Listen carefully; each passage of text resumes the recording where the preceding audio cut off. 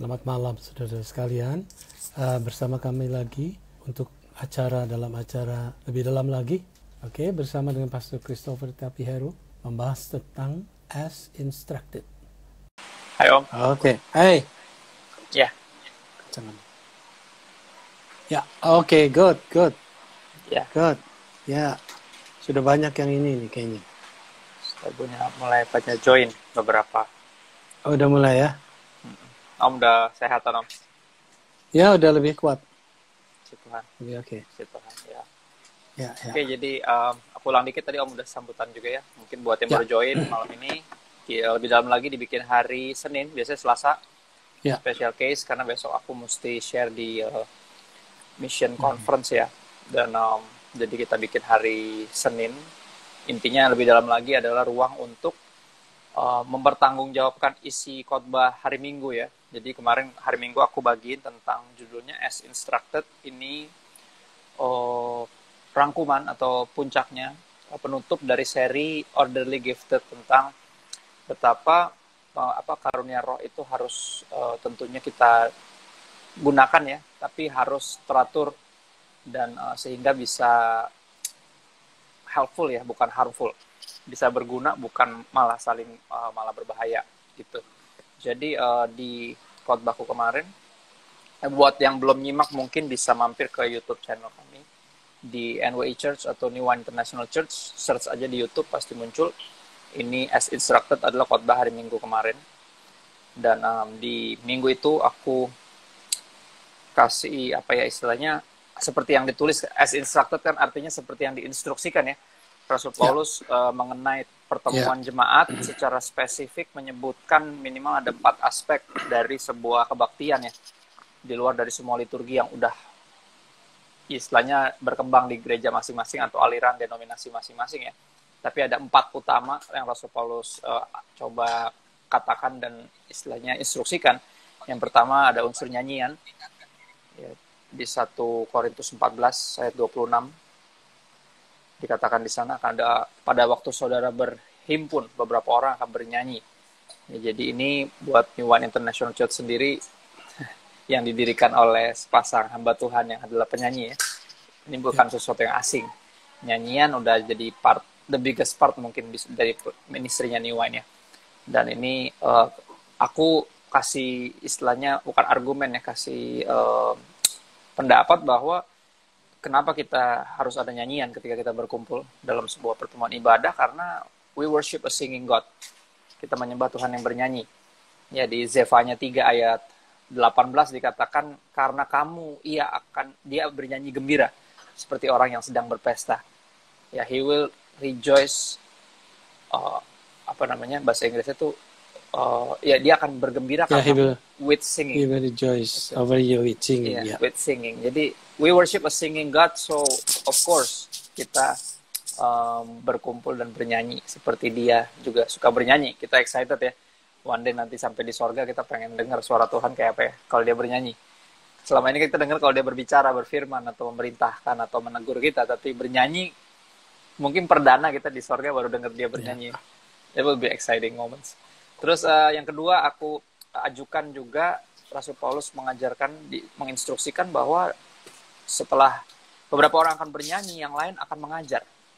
Ya, setelah ada nyanyian, aspek kedua terpenting dalam sebuah kebaktian adalah pengajaran. Ya, pertemuan ibadah itu pengajaran. Jadi nyanyian dan juga pengajaran. Dan tentunya diinstruksikan Rasul Paulus menasihati Timotius muda untuk mengawasi dirinya dan ajarannya. Mengawasi diri kehidupannya dan ajarannya. Artinya sederhana, hendaknya kita ini jadi pelaku firman, bukan hanya pemberita firman. Ya, itu tugas dari mereka yang memiliki karunia untuk mengajar, yang bertugas untuk mengurusi bagian pengajaran. Ya, dan soalnya karena dengan demikian menyelamatkan yang berfirman dan juga semua yang mendengar firman itu. Jadi emang aspek penting yang nggak boleh diabaikan, bukan hanya membagikan kebenaran, tapi juga menghidupi kebenaran. Terus yang ketiga, secara cepat aja ya ini. Yang pertama ada aspek nyanyian, yang kedua ada pengajaran, ketiga ada nubuatan. Nah ini aku agak mau kepo sedikit, nanti aku coba tanya Pastor Robert ya.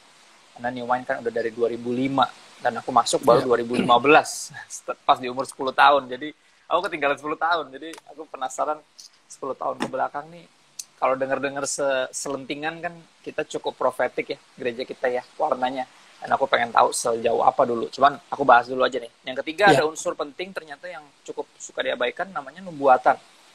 Ya aku juga nggak ngerti bagi mereka yang punya pandangan sesasionis, instruksi ini nampaknya pasti udah nggak ada ruang ya buat itu ya. Maksudnya kan nubuatan itu kan nabi bernubuat, makanya namanya prophet, makanya ada prophetic, ada prophecy itu dari nabi, makanya karunia nabi kan udah stop. Berarti instruksi ini nampaknya diabaikan nih dalam sebuah ibadah. Kalau yang non continuous kayak kita berarti udah nggak ada nubuatan. Ya padahal nubuatannya aspek yang sangat penting tapi diatur ternyata. Ya jadi dalam pertemuan ibadah tuh baik 2 atau 3 orang lah bernubuat. Ya, terus bergiliran. Jadi jangan selak-selak saling menyela, saling tumpang tindih atau berdebat sendiri gitu. Dan yang menarik dikatakan di ayat 32 dan 33 dari 1 Korintus 14 dibilang bahwa karunia nabi takluk kepada nabi-nabi. Sebab Allah tidak menghendaki kekacauan tapi damai sejahtera. Di buku yang aku baru temukan, buku lama ya, terbitan Gospel Press. Gospel Press tuh judulnya mengembangkan pelayanan profetik. Growing in the Prophetic judulnya, dari Mike Bickle penulisnya, buku tahun 2003. Dan ada satu bab chapter khusus judulnya Gembala dan Nabi, tentang bekerja sama di dalam kerajaan Allah. Jadi nampaknya nanti ketika ada ya gitu untuk kita kembangkan gitu ya, ada ruang untuk nubuatan yang benar-benar dari Tuhan ya, nanti harus bekerja sama gembalanya. Jadi siapapun yang dapat apapun harus koordinasi sebenarnya sama gembala. Karena dengan demikian nubuatannya ini bisa dipertanggungjawabkan ya. Dan yang menerimanya kan juga nggak semuanya dewasa rohani. Kadang mungkin jadi takut, jadi ngedown, jadi insecure. Nah, pentingnya koordinasi sama gembala tuh biar nubuatan ini benar-benar bisa disikapi dengan baik sehingga yang mendengarnya justru dibangun ya, bukan malah justru jadi discourage gitu. Dan ini nampaknya akan kita kembangkan, tapi aku cukup penasaran juga sih Om, maksudnya seberapa profetikah New Wine sebelum saya masuk. Itu Om paling mungkin bisa diceritain sedikit. Ya, sejak dari awal kebanyakan memang orang-orang yang bergerak dalam bidang profetik itu adalah para pendoa. Jadi para pendoa waktu connectionnya ini. Halo. Masih, aku bisa bicara orang. Oke. Waktu saya pernah pergi ke Israel selama kira-kira 6 kali, 7 kali, itu memimpin rombongan pendoa untuk ikut dalam konferensi doa. Dan di situ muncul banyak profet-profet. Aduh, nggak dengar lagi nih. Dengar Om, aman aku. Oke, dengar ya. Okay. Aku mute soalnya di sini hujan besar, takut berisik. Oke. Jadi dan kalau udah international prophet, saya bertemu dengan Chuck Pierce, bertemu dengan banyak hamba-hamba Tuhan ya. Wah, mereka berbicaranya tuh apa yang agenda Tuhan taruh dan sebagainya. Dan itu memang saya banyak kenal dengan pendeta-pendeta yang dari Afrika yang juga punya pelayanan profetik seperti demikian. Jadi begitu New Wine dimulai di Jakarta tahun 2005, ada satu teman saya dari Uganda, itu dia rasul doa, dia yang memulai khotbah pertama, dan dia yang menubuatkan, dia berkata bahwa this is going to be a praying church. Karena dia adalah pendoa. Jadi dia istilahnya dia release anointing untuk agar orang-orang suka berdoa. Lalu kemudian ada beberapa hamba-hamba Tuhan lagi yang datang. Ada yang bernubuat. Mereka tidak pernah merilis the prophetic gift, artinya dalam menubuat. Cuma dia banyak berbicara menubuatkan tentang hidup orang gitu ya. Nah, kata nubuat ini kita juga harus jelas ya. Karena kadang-kadang itu kan di dalam 9 karunia itu kan ada karunia yang berkata-kata dengan iman, itu kan iman. Lalu berkata-kata dan pengetahuan, hikmat. Nah, yang kebanyakan itu adalah hikmat dan pengetahuan. Hikmat dan pengetahuan dan juga terkadang ada nubuatan begitu. Nah, sehingga tentu gereja itu pada awal-awal diberkati sekali. Berkati sekali, dan memang tugas seorang gembala untuk bisa membalance. Nah, ketika kami kebanyakan mengundang orang-orang yang profetik seperti tersebut, ternyata orang-orang lebih suka profetik, jadi malas yang real. Jadi mereka tuh nggak suka baca Alkitab. Bahkan ada orang yang sudah beberapa lama tidak dinubuatkan, dia berkata bahwa udah lama nih nggak dinubuatin, gitu. Jadi nggak suka baca Alkitab, suka dibacain namanya. Dibacain oh iya, kenapa iya, gitu ya. Nubuatin kan kayak dibacain kan. Ya, Saya betul. melihat gitu. Nah, itu akhirnya saya berkata, wah ini nggak sehat. Ini nggak sehat karena itu ini setelah tentunya berapa tahun tuh Om menyadari itu? Sempat agak lama atau sebentar aja? Yang move in the prophetic dalam artian yang 2005, nabi ini khotbah, nabi itu khotbah. Ya 2007, 2008 lah ya. Lumayan 3 tahunan, hampir 3 tahun. Karena hamba Tuhan itu datang terus. Datang tuh nggak ada yang ngundang, datang terus. Ada yang dari Afrika, ada yang dari India, ada dari Amerika, ada yang dari macam-macam. Nah, jadi mereka ini juga beberapa yang saya lihat, karena mereka tidak didasari dengan hidup yang benar ya, karena mungkin dia karunia-karunia itu kan seharusnya tunduk kepada ini ya, tapi suka disalahgunain. Sehingga saya pernah satu ketika diteleponin sama keluarga atau istri daripada salah satu nabi yang marah-marah karena nabinya nggak pulang-pulang. Istrinya nelfon dari luar negeri, dia marah-marah sama saya. Lalu saya berkata, dia khotbah di New Wine. Salah satunya, tapi kan dia kan kemana-mana. Dia kemana-mana. Dan bukan cuma di Jakarta aja. Saya dimarah-marahin, saya ingat benar saya lagi makan siang, terus kemudian terima telepon, dia marah-marah. Dia bilang, wah gimana kamu Pastor Robert, sudah pernah nginep di sini, lalu kemudian kami sudah menolong, kok begitu suami saya di mana? Dia tidak pulang-pulang. Suami saya, waduh. Ya. Bang Toyib apa Nabi nih kan? Betul, makanya. Lalu saya melihat beberapa hal yang ketidakbalancean dari hal-hal ini. Jadi saya berkata, waduh nggak sehat ini. Kita harus balance. Jadi karena swingnya dari awal itu profetik, saya mesti swing kembali langsung ke firman Tuhan gitu. Ya 2007, 2008, terus mulai banyak pengajaran-pengajaran.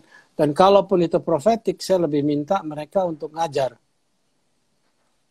gitu. Jadi bisa, makanya itu muncul kata-kata The Samuel's Church, yaitu gereja Samuel yang mendengar.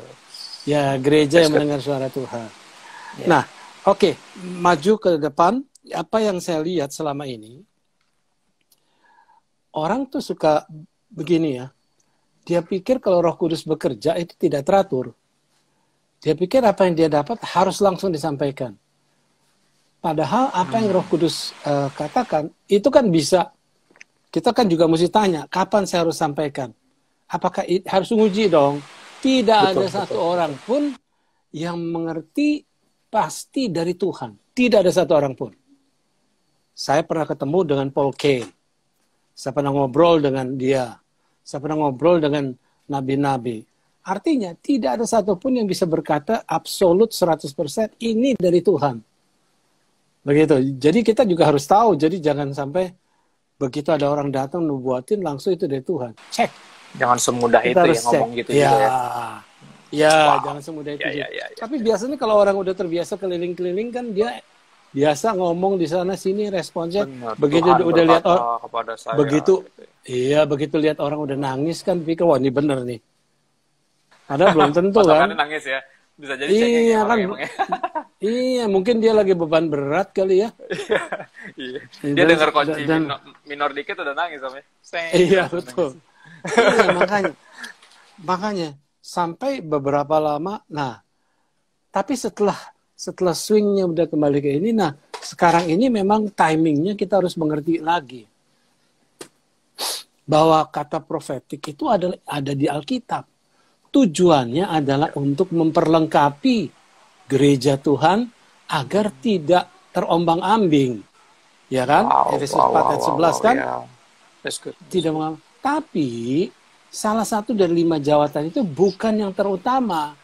Artinya 5 jawatan itu bekerja sama. Bekerja sama. Jadi tidak ada misalnya dia nabi jadi orang nomor 1. Tidak ada. Nabi itu harus tunduk. Apalagi dia harus ada di gereja. Sama gembala. Dia harus ada di gereja. Dan dia jangan keliling-keliling lah. Keliling-keliling bagaimana kita bisa tahu kebenarannya, hidupnya, dan sebagainya. Betul. Nggak ada yang ininya ya, nggak ada accountability-nya ya Om ya? Nggak ada accountability-nya, nggak ada yang covernya siapa, ininya siapa. Nah, jadi ini yang harus dikembalikan kepada gereja. Karena prophetic itu adalah sesuatu yang powerful memang. Yang diinstruksikan juga Om ya? Diinstruksikan juga ya Rasul Paulus ya? Iya. Karena kita kan banyak mengalami, seperti dulu saya pernah, udah lama tuh, waktu awal-awal pas sebelum full time ya, tiba-tiba ada satu hamba Tuhan dari Arizona telepon ke Toronto. Oh, masih di Toronto waktu itu? Ya, masih Toronto. Dia dari Arizona, California sana. Terus kemudian dia berkata, "Brother, I have a word for you." Dia telepon, terus dia ngomong, dikasih powerful sekali, sama "You will move in the gift and you will see sign and wonders," dan sebagainya, gini-gini. Itu tahun 84 kalau nggak salah. Wah, pas saya lahir. Ya, saya nggak langsung percaya, saya harus simpan. Uji dulu, betul. Uji, enggak, gini loh, saya simpan aja terus lihatinnya kalau memang benar kan terbukti ya. Pasti akan kejadian juga, iya. Iya, betul kan, kejadian juga gitu. Nah akhirnya ya kejadian sih memang dalam banyak hal kejadian. Ya udah saya bersyukur aja udah gitu. Ya. Udah bersyukur jadi kita juga tidak mentuhankan nabi-nabi itu.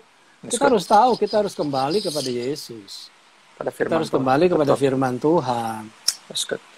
Gitu. Ya.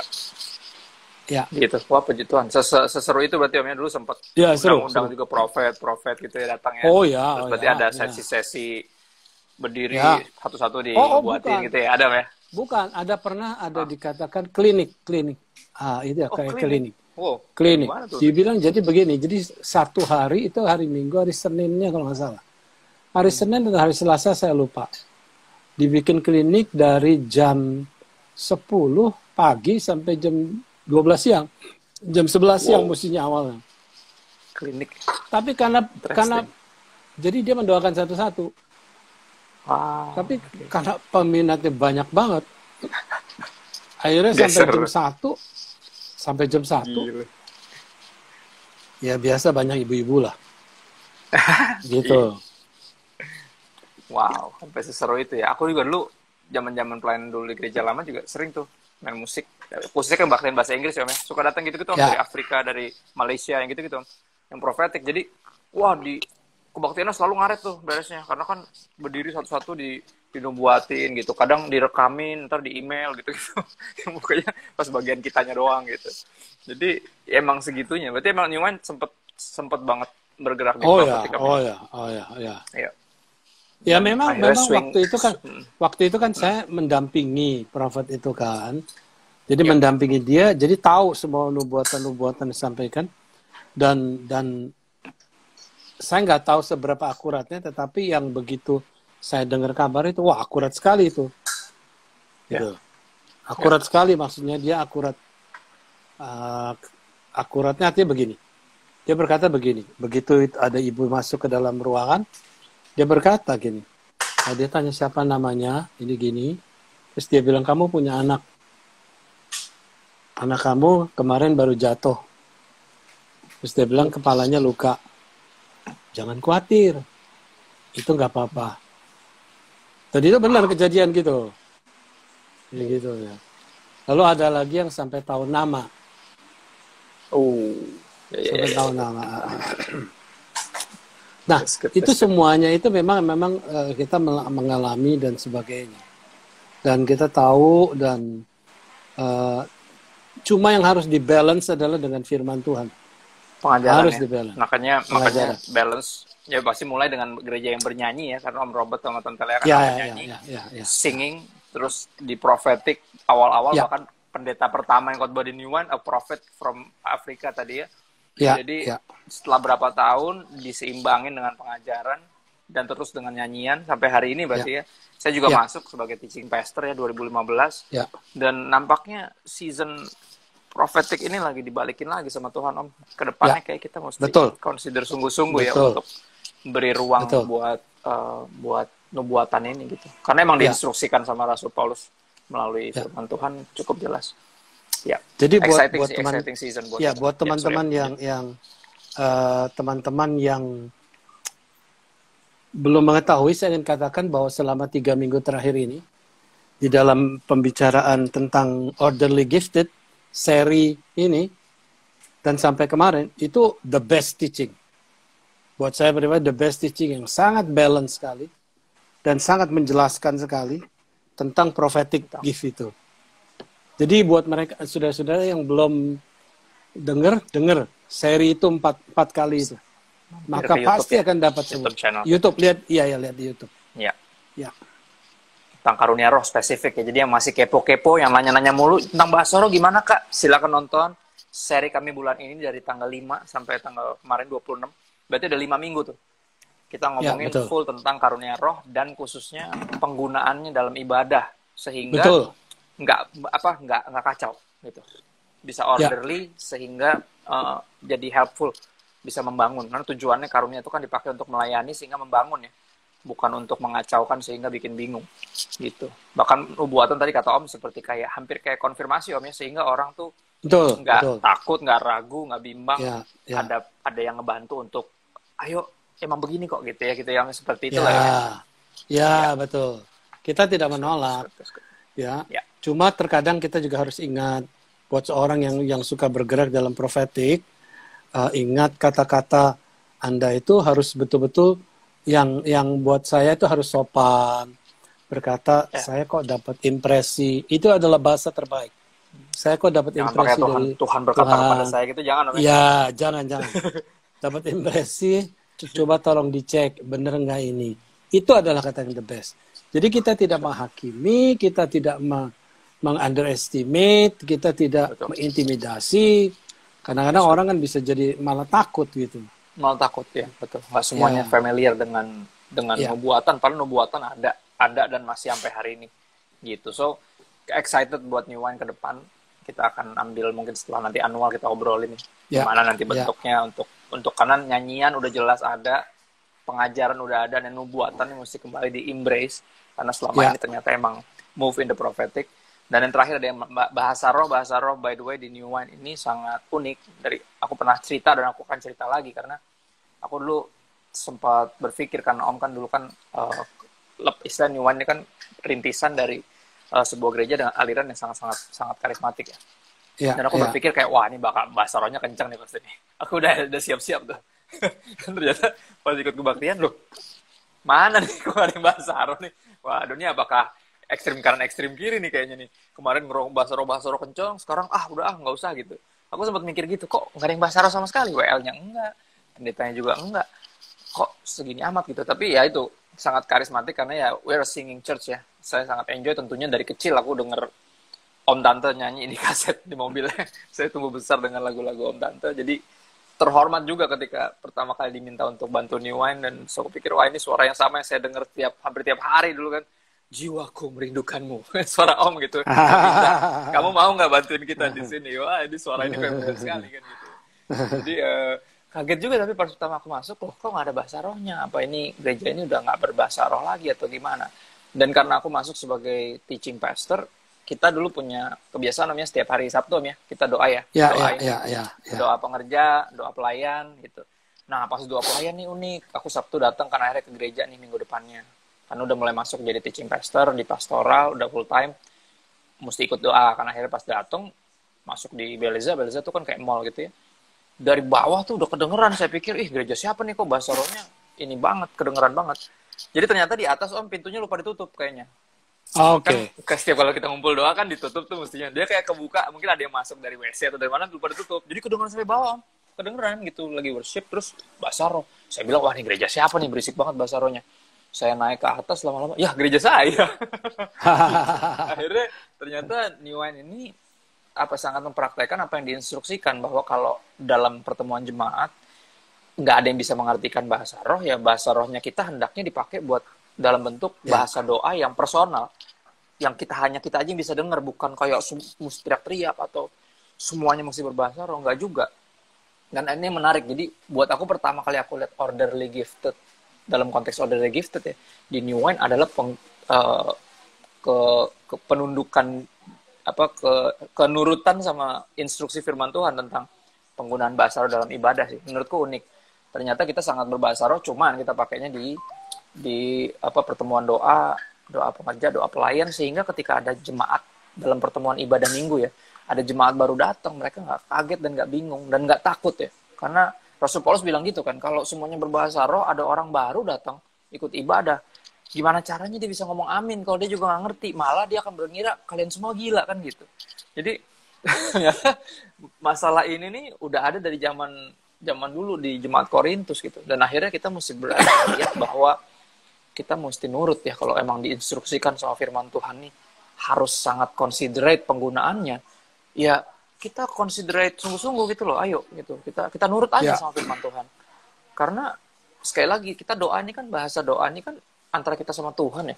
Apakah harus teriak-teriak? Apakah harus bikin yang lain bingung atau malah takut?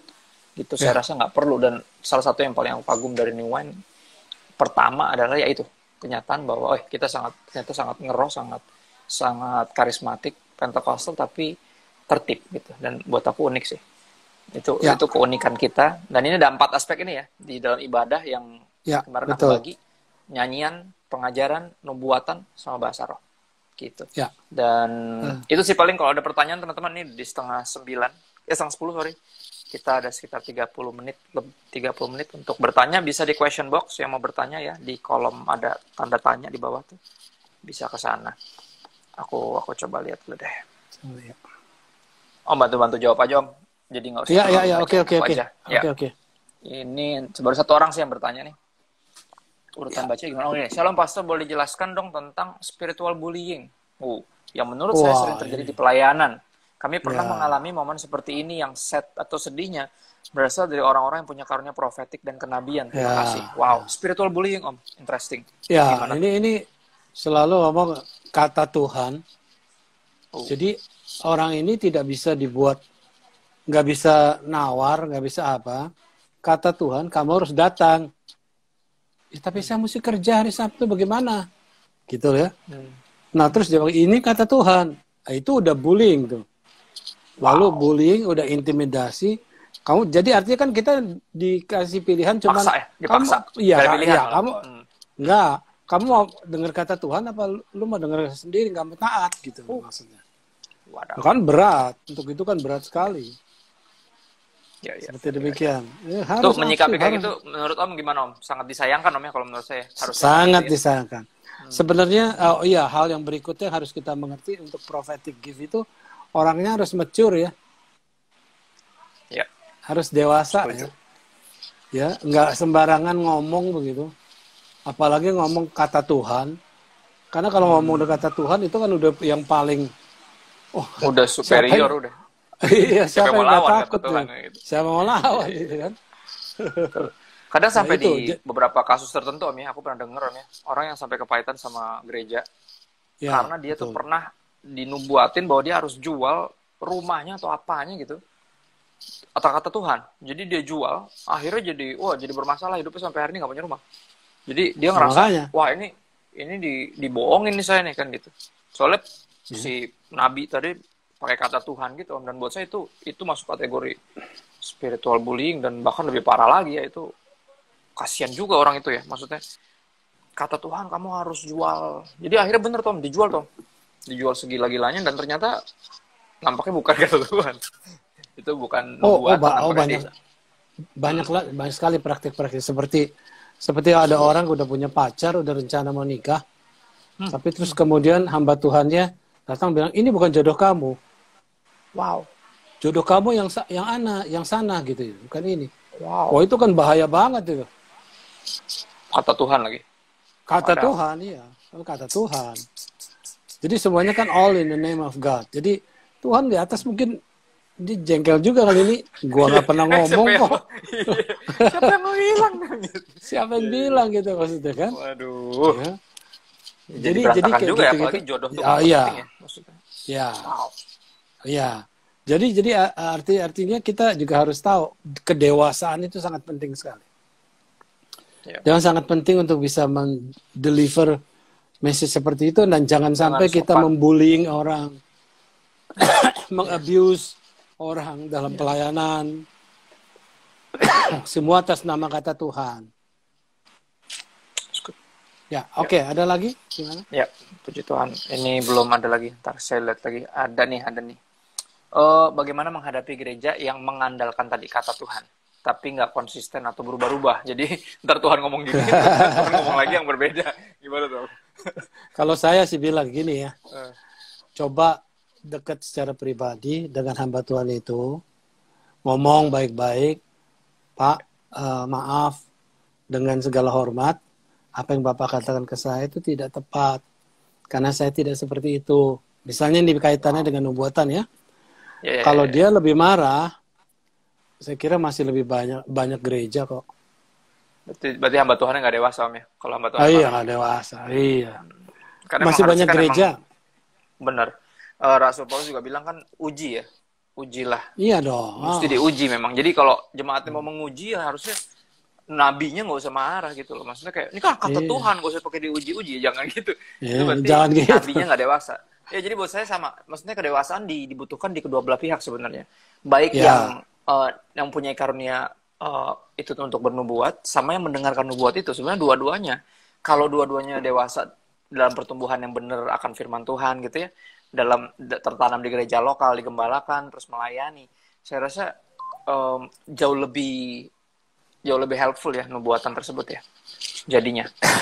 Karena tadi ya, bahkan nabi pun istilahnya harusnya punya gereja gitu ya. Maksudnya dalam artian dia harus digembalakan, dia harus tertanam di adalah jemaat dari gereja yang mana, dan hanya dengan demikian bisa dewasa. Kalau dia cuma keliling sana sini kata Tuhan ya tadi Om bilang nggak ada accountability sama sekali, nggak tahuan hidupnya kayak gimana atau orangnya kayak gimana, bener apa enggak gitu kan. Dia cuma ngandelin karunia tapi pengejaran kekudusannya kayak apa kita nggak pernah tahu. Dan betul. Aku rasa kedewasaan mesti ada dari dua belah pihak ya, yang bernubuat dan juga yang mendapatkan atau dinubuatkan gitu. Itu sih paling. Betul. Nah ini ada yang nanya, Om itu kenapa tangannya kok ada infusannya? Pastor Robert kemarin sempat sekarang lagi pemulihan. Itu lagi kurang sehat ya. Lagi pemulihan. Didoakan biar cepat pulih 100% gitu. Thank you buat perhatiannya. Ada yang merhatiin. Ya, terima kasih. Ini ada pertanyaan. Saya tidak pernah bisa bahasa roh, dia bilang. Walaupun sudah minta berkali-kali. Dan saya juga tidak mau ikut-ikutan. Bagus. Hal ini kadang membuat hal ini kadang membuat saya minder dengan teman-teman yang sudah bisa berbahasa roh. Apakah salah jika memang saya tidak bisa berbahasa roh? Nah, ini makanya pentingnya untuk kembali menyimak gitu ya. Maksudnya gini, tahun lalu bulan Juni kita juga ngomongin tentang ini Om ya. Tentang betul. Karena gini, Juni itu kan Pentakosta ya, emang pencurahan Roh Kudus yang kita peringati ya. Sehingga kita akan selalu kerap kali ngomongin hal-hal ini nih. Kita ulang lagi. Cuman tahun ini secara spesifik kita ngomongin lebih ke penggunaan karunia itu dalam ibadah. Makanya namanya Order the Gifted. Nah, tahun lalu kita ngebahas tuh tentang mendukakan Roh Kudus, menghujat Roh Kudus, tentang bahasa roh. Kalau menurut apa yang firman Tuhan bilang, harus bisa bahasa roh apa enggak? Enggak. Nah, ini kita punya resiko nih. Maksudnya kami kan di bawah Sinode GBI. Salah satu pengakuan iman GBI adalah ya kan, orang yang dipenuhi Roh Kudus tandanya itu harus bisa bahasa roh kan gitu. Tapi kami sendiri ngeliat di Alkitab bahwa sejujurnya enggak kok. Maksudnya Rasul Paulus bilang enggak semuanya bisa bahasa roh kok. Ada yang karunianya ini dan masing-masing itu diberikan oleh Roh Kudus secara Ya. spesifik dan nggak melulu sama gitu. Ya. Nggak Ya, semuanya harus betul. bisa bahasa roh. Jadi buat saya nggak usah minder, udah pasti nggak usah minder. Ya salah satu yang Ya. buat membuka mata saya ya di gereja saya yang lama dulu masih ada gini om ritualnya seperti gereja Pentakosta umumnya ya. Kalau menjelang pencurahan Roh Kudus tuh ada ibadah 10 hari om. Ya. Ibadah doa 10 malam tuh. Wah, Ya. itu udah pasti tuh isinya pasti yang belum bisa bahasa roh pasti minta bahasa roh. Khotbahnya tuh seputar karunia dan menerima kuasa dan segala macam. Nah, aku inget banget ada satu momen di mana salah satu pendoa senior gereja kami waktu lalu, gereja yang lama ya, dia nangis gitu. Saya bingung, kenapa oma? Aku bilang, tante aku kayak gitu. Karena aku bingung manggil tante apa oma gitu kan, karena ya kalau perempuan rata-rata aku selalu pengen dia ngerasa lebih muda om ya. Jadi panggilnya tante aja. Padahal udah oma-oma sebenarnya. Biar lebih sopan karena dia lagi nangis. Saya takut kalau saya panggil oma malah makin bete kan. Wah, ditua-tuain gue. Jadi saya panggil tante, tante kenapa aku bilang gitu. Terus dia bilang, dia curhat. Gini loh Kristo. Tante tuh dari dulu rindu gitu ya sama Tuhan tuh udah minta, udah hampir 20 tahun tante selalu minta. Setiap kali ibadah doa 10 hari tuh untuk Tuhan tuh berikan kepada tante tuh karunia untuk bisa berbahasa roh gitu. Tante rindu bisa ngomong sama Tuhan tuh dengan bahasa yang intim, yang personal gitu. Tapi sampai hari ini tampaknya Tuhan belum kasih gitu. Tampaknya Tuhan belum kasih dan tante belum bisa. Apakah tante benar ya tante nggak punya Roh Kudus gitu? Wah, dia nangis gara-gara itu om, dia jadi ragu. Ada Roh Kudus nggak ya di dalam saya? Gitu. Dan aku denger itu kaget karena aku tahu kisahnya. Gini, beliau itu pendoa bukan hanya di gereja tapi khususnya di keluarga. Dan suaminya bisa bertobat, percaya Yesus dan ikut Yesus sungguh-sungguh sampai hari ini itu karena doanya dia, karena pelayanan dia. Dan saya bilang, aku bilang gini, tante nggak mungkin, tante nggak punya Roh Kudus. Karena gini, kalau tante nggak punya Roh Kudus, om bisa bertobatnya gimana gitu loh. Ya. Om bisa bertobat tuh karena pelayanan tante, terus Ya. doa-doa tante. Itu buahnya Ya. tante. Maksudnya, kalaupun tante nggak bisa bahasa roh, bukan berarti tante nggak punya Roh Kudus. Karena itu karya Roh Kudus tuh dalam diri dalam diri om. Om bisa percaya Tuhan Yesus sampai hari ini. Dia nangis gitu. Dia bilang, gitu ya Kristo ya. Dia nangis, thank you ya kamu doang yang ngejelasin saya udah hampir 20 tahun berdoa gini nangis dan nggak ada yang datang dan nanyain kenapa nangis gitu. Dan itu yang saya bilang kerap kali jangan sampai lah ya kita punya personal conviction tentang Roh Kudus bahwa tanda dipenuhi Roh Kudus adalah berbahasa roh. Bikin bahkan jemaat sampai kayak teman kita yang bertanya gini sampai ngerasa minder gitu. Apakah saya emang nggak ada Roh Kudus? Ya, penekanan itu yang tidak seharusnya dilakukan. Jadi sebenarnya bukan bahasa rohnya. Nah, bahasa roh sebenarnya kalau buat cuma bahasa roh, Pastor El selalu bilang kalau dia bahasa roh tetapi di luar gereja bahasanya kotor, buat apa? Seperti itu kan? Bener. Buat apa? Yang penting kan di 2 minggu lalu ya Pastor ngomong apa dia bilang bahasa rohnya lancar tapi bahasa Indonesianya kasar buat apa ya? Iya, Iya betul. juga. Iya Buat juga, apa? betul, Kan yang penting kan buah-buah roh. Nah, buah-buah roh itu kan ya, buah, pada akhirnya buah. Ya. betul. Tidak Dari semua buahnya orang, kata Tuhan Yesus ya. Akan ketahuan pohonnya dari buahnya, bukan dari daunnya, dari karunianya. Ya. Dari buahnya kita akan tahu pohonnya. Saya bisa mengatakan setelah dari tahun 81 ya. Sekarang udah berapa tahun loh? 40 tahun lebih ya. 40 tahun. Iya, 40 lebih ya. Dalam ministry. Saya cuma ingin mengatakan berdasarkan pengalaman, tidak semua orang berbahasa roh. Jadi jangan khawatir. Kalau minta berdoa dalam bahasa roh, belum dijawab, nggak apa-apa. Ya. Nanti Tuhan pasti akan kasih. Begitu kita rindu, pasti Tuhan akan kasih. Waktunya kapan ya kita nggak tahu. Sama seperti kita berdoa tuh. Jadi cuma jangan menjadi minder, menjadi takut dan sebagainya. Betul. Karena perbedaan antara gerakan Pantekosta dan gerakan karismatik, di karismatik tidak ditekankan bahasa rohnya. Mereka bilang udah bisa penuh Roh Kudus, bisa mendoakan orang sembuh. Tapi ada orang-orang yang tidak berbahasa roh. Nah itu kan, jadi bukan karunia itu kan bahasa roh. 1 dari 9 karunia. Banyak kan. Karunia itu kan banyak ya. Ketika satu diwajibkan buat saya jadi problem karena sekali lagi Tuhan tuh kan kasih sesuai yang dia terserah dia mau ngasih yang mana kan gitu. Iya betul. Mau-maunya Tuhan. Iya kan Tuhannya dia bukan kita gitu. Kita cuma bisa minta. Kalaupun dia nggak kasih ya haknya dia juga gitu. Jadi kita yang kecil hati. Jadi ini juga himbauan juga buat para pemberita firman seperti saya, seperti Om gitu ya, untuk juga nggak jadi intimidatif ketika kita kayaknya menekankan tadi Om bilang ya, menekankan di sesuatu yang sebenarnya nggak usah ditekankan gitu. Ya, betul. Ya, soalnya kita nih bicara dampak hidup orang loh. Betul. Orang itu seperti kayak tante itu 20 tahun kan kasihan, selama 20 tahun dia nyesel terus.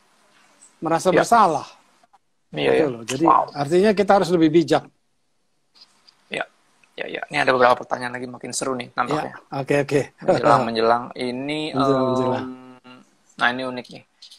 Saya pernah jawab juga ini kayak tahun lalu, tapi kita udah mulai di dalam lagi, udah hampir 2 tahun. Dia bilang ini, Kak, bagaimana membedakan pelayan Tuhan yang berbahasa roh yang beneran sama yang dibuat-buat atau ajaran manusia?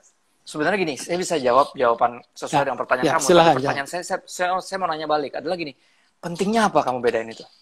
Ya. Itu kan sejujurnya itu urusan dia sama Tuhan kan. Kalau dia pura-pura, yang dia tipu kan sebenarnya dirinya sendiri. Kita kan lagi berdoa, ya berdoa aja sendiri sama Tuhan. Kenapa mesti sibuk sama? Kecuali orang itu berbahasa rohnya dalam nuansa nubuatan. Rasul Paulus bilang kalau dalam nuansa nubuatan harus ada yang bisa ngertiin.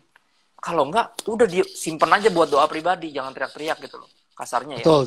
Jadi dalam sebuah pertemuan. Bener. Jadi bukan kita bisa bedain mana yang benar mana yang salah kalau kita jadi hakim dong. Lah, orang kita lagi berdoa, lagi nyembah Tuhan, hendaknya kita juga berdoa dan nyembah Tuhan, bukan sibuk, wah ini palsu nih, kok aneh, kedengaran kayak suara burung, atau nggak usah, kita nggak usah jadi juri. Buat saya, lebih baik kita fokus sama Tuhan, karena ini kan lagi ibadah, lagi kita nyembah Tuhan, kita lagi bersyukur, lagi memuliakan Dia. Buat aku, pertanyaannya bukan yang kayak gimana yang asli, yang mana yang palsu. Tapi lebih buat apa kita bedain itu, karena nggak terlalu matters. Kalau nubuatan harus kita bedain. Yang mana yang beneran kata Tuhan, yang mana yang mesti diuji, semuanya mesti diuji nih yang benar atau yang mana gitu loh. Kalau yang bahasa roh gini menurut aku nggak ada faedahnya juga kita jadi jurinya gitu ya. Itu kalau buat aku ya. Terus berkaitan tentang ini ada pertanyaan unik nih. Bagaimana sikap yang tepat saat jemaat di sebelah saya berbahasa roh dengan berteriak-teriak? Gimana Om? Behave-nya gimana gampang. Pindah aja. Pindah kursi. Jangan dekat-dekat dia ya. Iya, jangan dekat-dekat dia. Kalau itu jawaban bercandanya ya. Gampangnya sih pindah aja gitu. Cuman sebagai orang yang udah lebih dewasa. Maksudnya gini, aku menggambarkannya gitu ya. Pada akhirnya kan Rasul Paulus ada kata-kata yang menarik kan di dalam pengaturan dari penggunaan karunia di ibadah. Dia bilang gini, jangan seperti anak kecil, dia bilang gitu. Ya, jadilah seperti anak kecil dalam kejahatan, kan gitu. Ya, jangan jadi ahli dalam kejahatan. Jadi kamu jangan kayak bocah. Istilahnya kalau kita ngeliat yang gini, kita yang harus lebih dewasa berarti. Ya dia yang mungkin ngerasa itu udah nih ekspresinya dia. Yaudah kita langsung fokus sama Tuhan aja. Kita berdoa Tuhan. Aku mau tetap fokus sama Tuhan walaupun di sebelah berisik banget kan gitu. Anggap aja dia mungkin ya istilah gini kayak orang yang udah dewasa menyikapi anak kecil yang mungkin lari-larian, yang rusuh.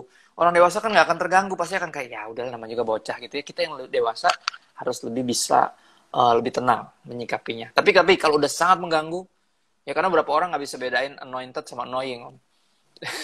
Bisa bedain. Itu perlu dijelasin. Tapi sama mengganggu. Iya. Jadi paling gampang atau robot bener banget udah paling praktikal tuh pindah deh, jangan dekat-dekat dia gitu. Itu aja sih ya sebenarnya. Terus itu pertanyaan yang lucu-lucu ya. Kita lihat pertanyaan yang lebih serius lagi menjurus. Nah ini lucu nih. Bagaimana menyikapi orang yang tersinggung karena khotbah?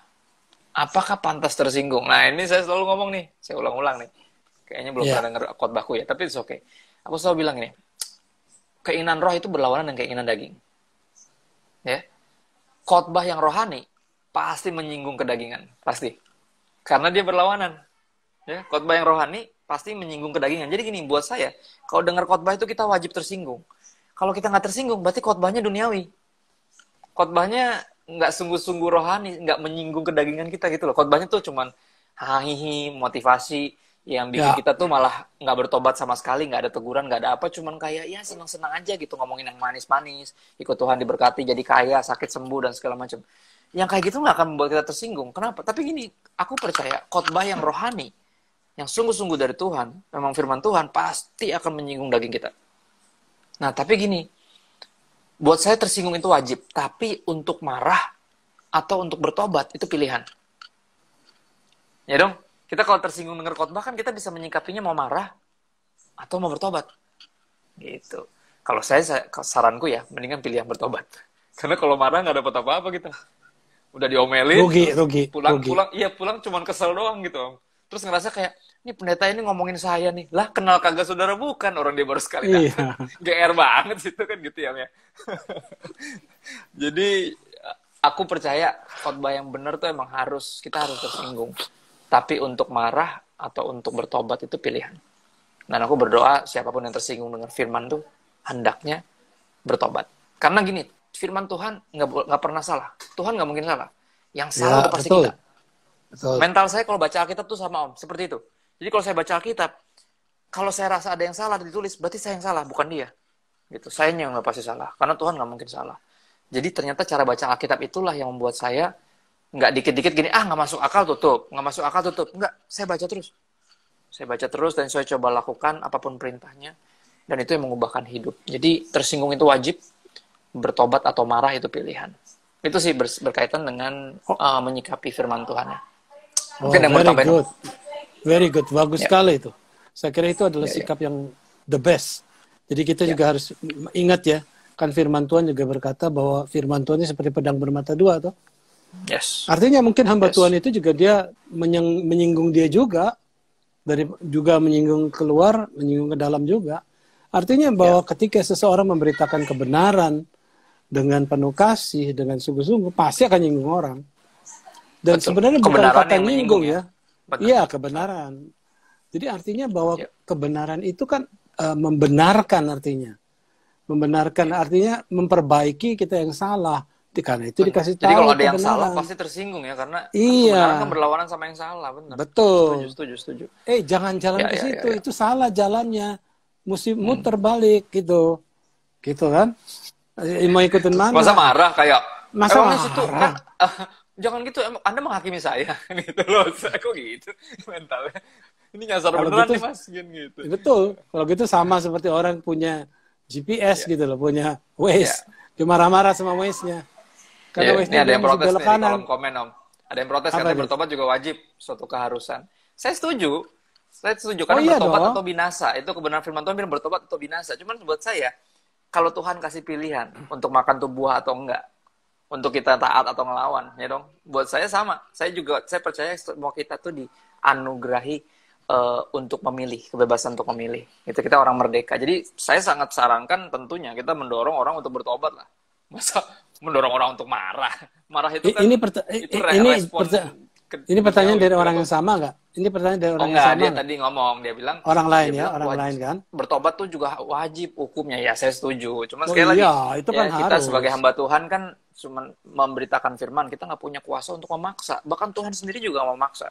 Tuhan nggak memaksa. Kita percaya Tuhan itu nggak toksik. Ciri-ciri toksik itu maksa. Jadi kita nggak memaksa. Untuk itulah ada Roh Kudus. Betul.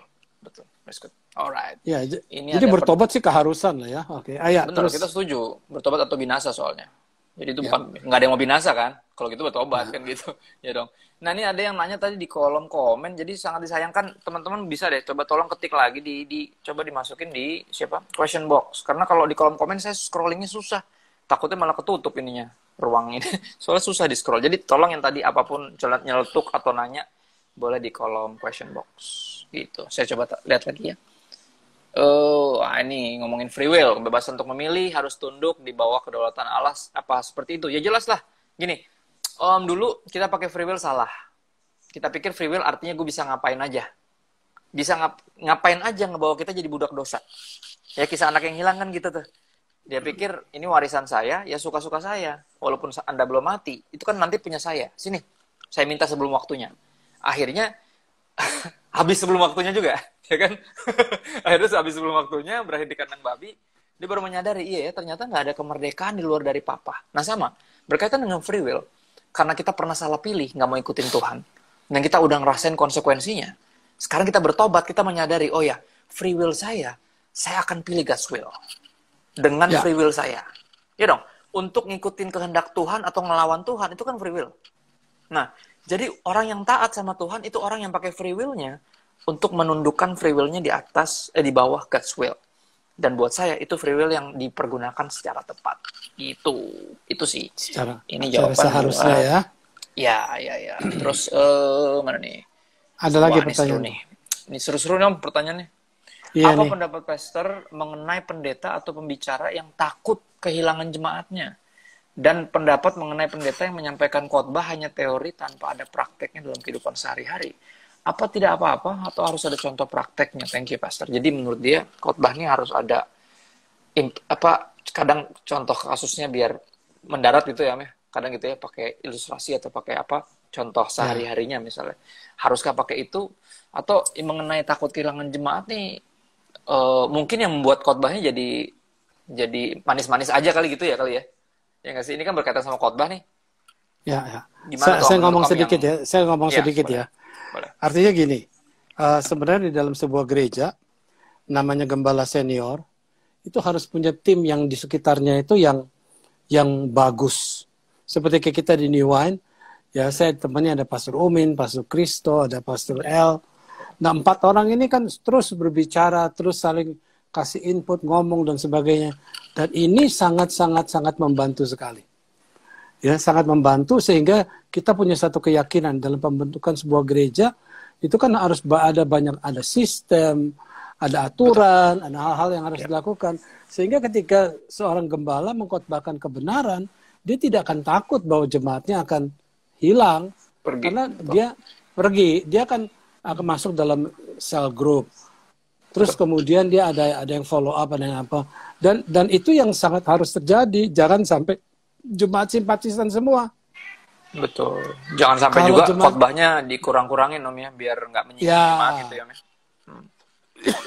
Ya betul. Ya itu. Minum dulu Om. Ya. Jadi harusnya nggak ada ketakutan buat saya. Selama saya jadi pemberita firman, semakin saya takut justru jemaat nggak dapat apa-apa. Ya. Justru kalau mengenai tadi mengenai tentang praktek. Mengenai teori tanpa ada praktek. Saya kira solusinya simpel aja sih ya. Kita harus bisa belajar khotbahnya ya yang praktikal. Harus ada ininya ya. Harus ada aplikasinya ya. Aplikasinya harus ada, selalu ilustrasi kan membuat aplikatif toh. Ya. Betul. Jadi kita harus karena itu kami ini di New Wine ini bagusnya kami ini saling belajar satu sama lain. Ya, saudara-saudara, jadi saya ini masih belajar walaupun udah usia setua ini, masih belajar dari Pastor L, Pastor Chris, masih melihat. Saya bilang, wah Pastor L, Pastor Chris ini kalau ngasih ilustrasi ini nancep banget gitu loh maksudnya. Nah kita harus mendarat banget. Ya, mendarat banget, nggak teori gitu loh. Ya kan nggak teori. Nah orang-orang yang seperti ini, maaf ya saya katakan, ya misal pendeta seperti ini harus belajar. Kita nggak pernah berhenti belajar sih karena begitu banyak yang perlu dipelajarin. Benar, kita nggak tahu segalanya. Gitu. Kita nggak tahu segalanya. Mesti belajar. Iya, betul. Oke, terus ada apa lagi nih? Mana ya? Udah sini, nggak ada lagi nih. Tadi ada di kolom chat, coba ditanya lagi nih, mumpung ada. Ini ada 5 menit lumayan. Bisa jawab 2 lagi lah, paling habis itu doa lah. Ya. Terus sekali lagi mampir ke YouTube channel kami ya. 1 bulan ini serinya judulnya Orderly Gifted. Bagaimana bukan hanya jenis-jenis karunia roh, karena Pastor L ngebagi dari 9 karunia roh tuh jadi 3 bagian. Ya 3 jenis, dan itu bagus banget juga. Pokoknya ya bagus-bagus lah semuanya. Saya jujur seri ini salah satu yang saya ulang-ulang denger sih, karena bagi saya sendiri banyak pertanyaan seputar karunia roh soalnya. Jadi saya sangat diberkati dengan seri kita bulan ini. Jadi teman-teman yang belum nyimak bisa mampir ya. Yang punya pertanyaan sebenarnya yang pertanyaannya itu aja, gimana nih bahasa roh gitu ya. Mampir lah ya, denger bentar kok, kita khotbah juga nggak lama-lama amat. Ya kan, dengerin satu-satu secara berurutan sehingga dapat benang merahnya, oh gini maksudnya gitu ya. Jadi bisa mampir gitu. Sambil aku nunggu nih ada lagi mungkin yang mau bertanya sejauh ini. Nah ini isi khotbah bagaimana kalau yang isinya satunya ada yang tadi agak berlawanan sama yang tadi Om. Dia bilang gimana kalau pendeta isinya cuma cerita masalahnya dia doang. Yang satu nggak pernah kasih contoh kasus, yang ini kasusnya dia terus yang diceritain, gimana tuh Om? Isinya curhat gimana doang, ya? Gimana tuh? Iya, curhatan khotbah dong. Iya makanya. Kok khotbah isi curhat doang? Ya sangat disayangkan sih sebenarnya, karena orang kan nggak ada yang diubahkan gara-gara dengerin curhatnya sampean ya. Iya, betul. Orang kan diubahkan karena mengenal kebenaran gitu, set free. curhatan ini kan justru malah ngebawa orang mungkin relate, tapi habis itu udah ya terus gimana tadi jalan keluarnya ya? Kok dia cuma curhat doang? Jadi akhirnya nggak dapat apa-apa, cuman kayak iya pendeta gue manusia biasa ya. Ya udahlah nggak usah gue gangguin deh lain kali kan gitu ya, nggak mungkin ya, nggak dapat apa-apa juga. Iya, Tadi nggak ada dapat yang lucu apa-apa juga, Om. dong. Jadi ini ada satu lagi yang tentang khotbah juga Om. Gimana kalau khotbahnya tuh cuma seputaran perpuluhan malah sama janji iman? Gimana deh, Om? Waduh, Khotbahnya itu terus. waduh, Lagi krisis dana waduh, sih kayaknya. gimana itu? Ya, gimana? Terus Sangat lah, nggak bikin sebenarnya aja, disayangkan bikin sih aja Om. malam Maksudnya dana. bikin malam dana aja. Gala dinner ya. Gala Iya, dinner kayak isinya ngapain? Karena gini, maksudnya etisnya adalah ya papaku kan almarhum ya, pengajar etika Kristen ya. Maksudnya sekurang-kurangnya misalnya gereja dan hidup gembalanya misalnya, menurut saya sangat nggak etis ya ketika itu terus yang digembar-gemborin, ayo, ayo, ayo gitu. Kayaknya kelihatan banget mau ambil uang walaupun kita lagi kekurangan loh. Karena gini, aku percaya maksudnya gini, keterbukaan itu penting, perlu, tapi bukan dari mimbar itu yang mesti kita bagikan kebenaran gitu ya. Tapi misalnya kita di pengumuman kita kabarin atau semuanya kita bilang nanti ya kan nggak harus di khotbah itu gitu loh. Jadi nggak usah ngomongin itu terus. Jadi gini, kita akan bilang bahwa kita lagi gereja ini memerlukan ini gitu ya.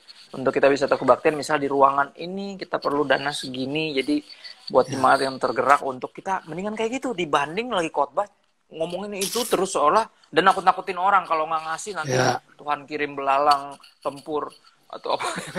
Nah, itu salah satu gitu. Ya, itu salah satu spiritual abuse tuh. Itu spiritual bullying.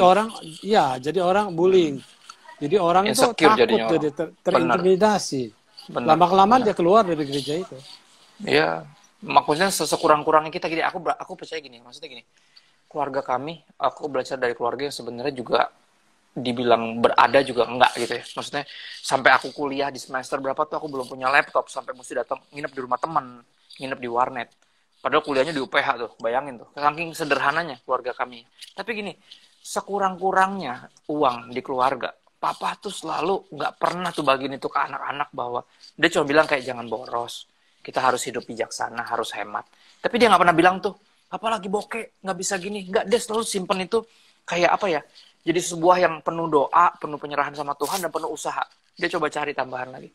Dan aku yakin etisnya, kata Bapak, etikanya juga sama. Kalau ketika menggembalakan, ketika melayani Tuhan, apalagi berkhotbah gitu ya, sekurang-kurangnya kita sebagai gereja atau sebagai gembala secara personal adalah sangat gak etis kita jadiin khotbah sebagai cara untuk narik duit, untuk memenuhi kebutuhan, apalagi untuk memenuhi keinginan ya, itu lebih gila lagi sih.